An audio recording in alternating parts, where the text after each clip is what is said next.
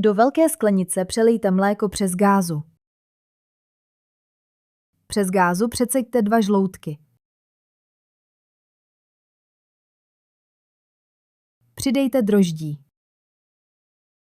Dobře promíchejte. Přidejte cukr.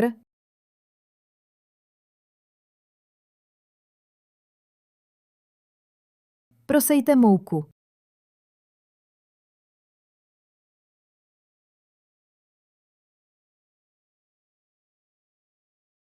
Promíchejte ve sklenici.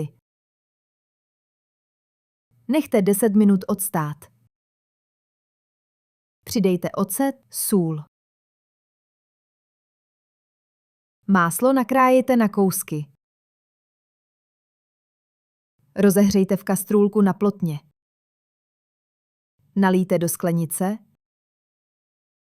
Přidejte prášek do pečiva. Lehce promíchejte. Přidejte mouku. Vypracujte těsto. Nechte kynout 1 hodinu. Vyklopte těsto na stůl.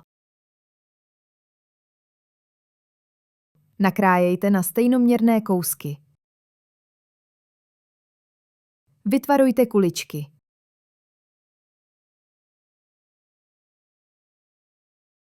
Vyložte plech pečícím papírem. Nechte housky kynout 15 minut. Rozklepněte 1 vejce. Smíchejte s mlékem. Potřete housky touto směsí.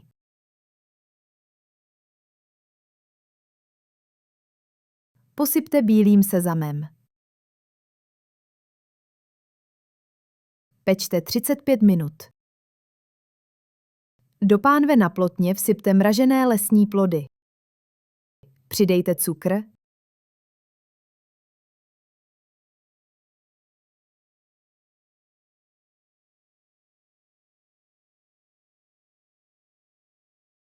Nastrouhejte citronovou kůru.